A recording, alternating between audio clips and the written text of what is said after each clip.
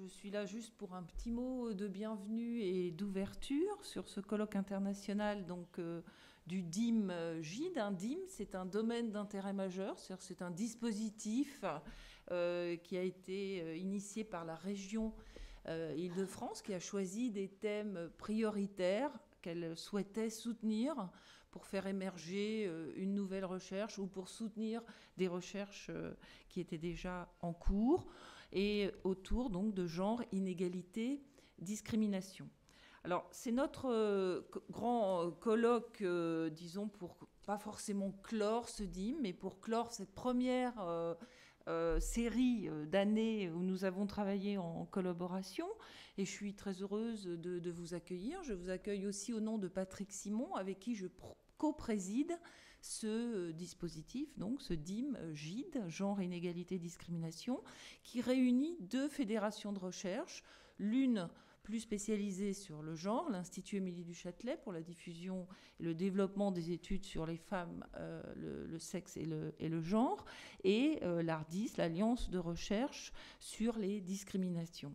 Donc ces deux fédérations de recherche ont eu des activités autonomes et c'est ce que nous souhaitions, c'est-à-dire que chacun des thèmes, et ça a été une longue explication et une longue bataille pour obtenir à la fois de travailler ensemble et à la fois de travailler séparément.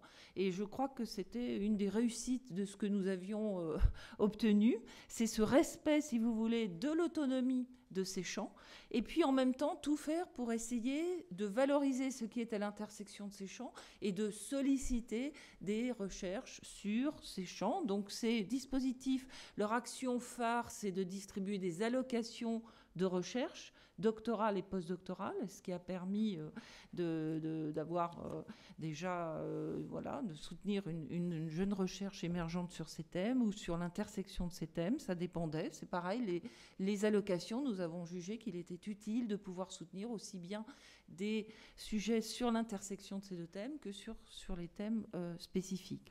Alors ce colloque, le premier colloque que nous avions organisé était justement sur genre et discrimination. Là, nous avons choisi une autre façon de faire où chacun pourrait rester sur son terrain, mais en se posant une question commune qui était l'agir pour l'égalité, en pensant que c'était justement bien quelque chose de commun. Donc nous avions déjà organisé une journée sur l'intersectionnalité, une journée sur la mixité, toujours trouver des thèmes où nous pouvions nous réunir, dialoguer, toujours bien sûr de façon pluridisciplinaire, ce qui est le cas dans les deux champs considérés. Et donc sur l'agir, qui est à la fois une proposition pour réfléchir, ça sera aussi pour réfléchir bien sûr sur l'égalité, mais c'est surtout pour mettre en commun des réflexions et des recherches qui d'habitude dialoguent peu, que ce soit sur les mobilisations sociales, sur les mouvements sociaux ou sur les politiques publiques, sur les évaluations de politiques publiques. Et c'est ce qui nous a incité à vous proposer cette thématique. C'était un appel à communication. On a reçu à peu près une centaine de propositions.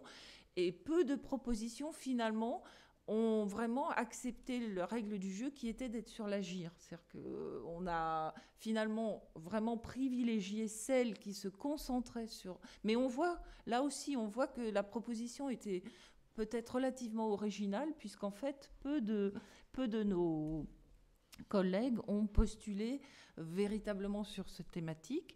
Donc nous avons décidé de ne pas faire d'atelier en parallèle, mais de se concentrer vraiment sur sur des plénières dont vous trouverez le programme, avec une réflexion à la fois théorique sur les outils, mais aussi sur les politiques de l'égalité professionnelle. Les thématiques choisies ont été aussi en fonction du potentiel de ce que nous avions reçu comme proposition. Nous avions évidemment énuméré des propositions thématiques, une session sur l'évaluation des politiques publiques et puis une session sur les modes d'action pour l'égalité. Donc je remercie infiniment, bien sûr, tout le comité d'organisation. Ça a été une petite équipe qui réunissait les personnes volontaires de ces deux fédérations de recherche qui ont lancé l'appel, et monter tout le programme et sélectionner les communications. Également le comité scientifique du DIM GIDE. Et puis, je remercie aussi, bien entendu, Sylvie Blumenkrantz, Sandrine Lely, Anna Djanki-Rognan, qui ont œuvré à la mise en place de tout ce travail.